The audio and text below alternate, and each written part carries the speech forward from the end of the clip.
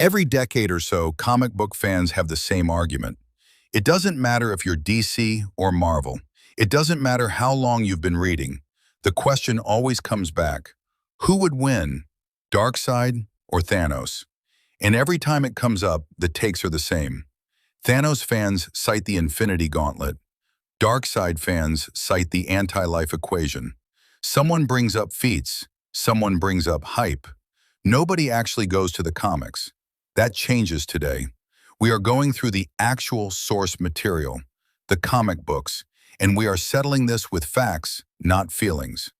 By the end of this video, you will know exactly how powerful both of these characters are, what they've actually done on the page, and which one of them is the more dangerous being in comics. Let's start at the beginning. Who is Darkseid? Darkseid was created by Jack Kirby in 1970, first appearing in Superman's pal Jimmy Olsen, number 134. But make no mistake, this was not just another DC villain. Kirby was building something mythological. Darkseid is a god, not a character who acts like a god, an actual, literal god of a planet called Apocalypse. His full name is Uxas, and before he became Darkseid, he was a prince who murdered his own brother Drax to steal the Omega Force, a cosmic energy that reshaped him from flesh and blood into living rock, into something that is not quite alive in any way we understand. So what can he actually do? His signature ability is the Omega Beams, energy blasts that fire from his eyes that do not travel in straight lines. They track. They curve around obstacles. They follow you. And they don't just kill you. They can erase you from existence, send you back in time, or trap you in a cycle of death and rebirth. The beams have been shown to hurt Superman.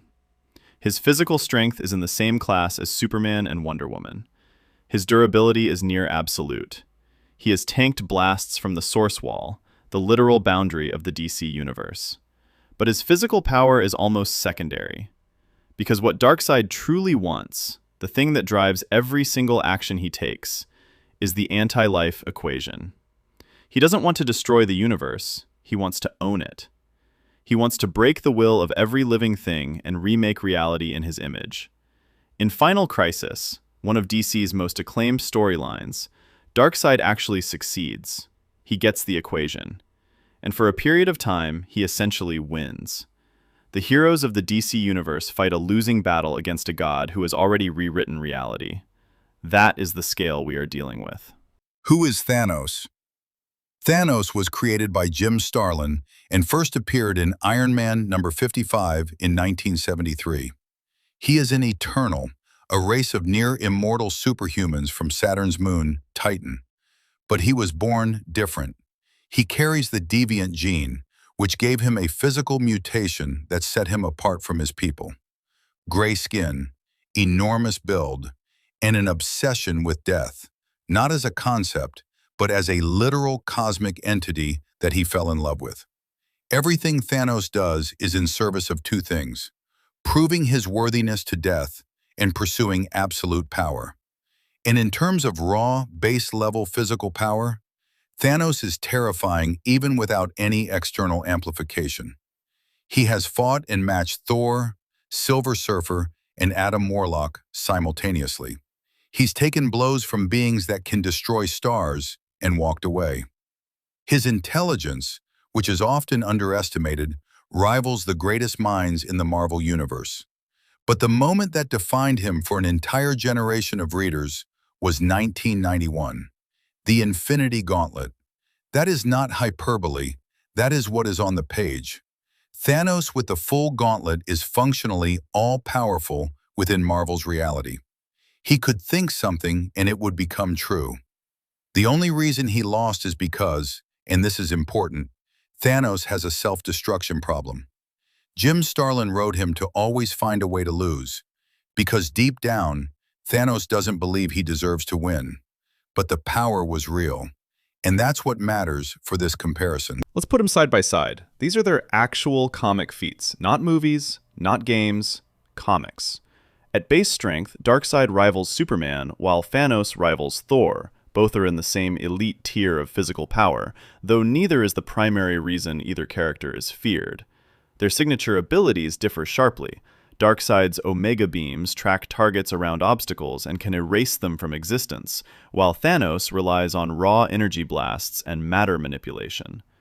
Intellectually, both are dangerous. Darkseid is a cosmic-level strategist, and Thanos a tactical genius, though Thanos edges him in scientific intellect. Their greatest feats tell the real story. Darkseid successfully deployed the anti-life equation and won in Final Crisis, while Thanos used the Infinity Gauntlet to erase half of all existence and defeat the living tribunal. The source of their power is where they truly diverge. Darkseid's Omega Force is innate and inseparable from him, while Thanos' peak power came from external technology and the Infinity Stones. Their motivations also differ. Darkseid seeks total conquest of free will across all existence, while Thanos chases death's approval and absolute power for its own sake. Finally, they operate in entirely different cosmological systems. Darkseid as a new god within DC's hierarchy, Thanos as an eternal within Marvel's, which is exactly why the Infinity Gauntlet loses its omnipotence the moment it leaves the Marvel universe. Here is the critical distinction that most people miss. Darkseid's power is inherent. It lives inside him. It is what he is. You cannot take it away. The Omega Force is part of his fundamental nature as a new god. Thanos, at his most powerful, was augmented. The gauntlet gave him godhood. Without it, he is still exceptional, but he is not operating at that level. And this distinction matters enormously for what comes next. So, who wins? If we are talking about Thanos with the full Infinity Gauntlet versus base Darkseid, Thanos wins. It's not close. Omnipotence is omnipotence. The gauntlet at full power makes Thanos functionally unstoppable. But here is where the comic books get interesting. The Infinity Gauntlet doesn't work outside the Marvel universe. It's been stated in the comics themselves, the stones are bound to their own reality. So in a true crossover scenario, in neutral territory, Thanos loses that advantage. And base Thanos versus base Darkseid? Darkseid wins. The Omega beams alone are a problem Thanos has no real answer to. They track. They don't miss. They can erase. And Darkseid's durability has been shown to exceed anything Thanos has tanked without the gauntlet. More importantly, Darkseid operates at a higher tier of DC cosmology. The new gods exist above the normal hierarchy of power in the DC universe. Darkseid is not just a powerful character. He is a fundamental force.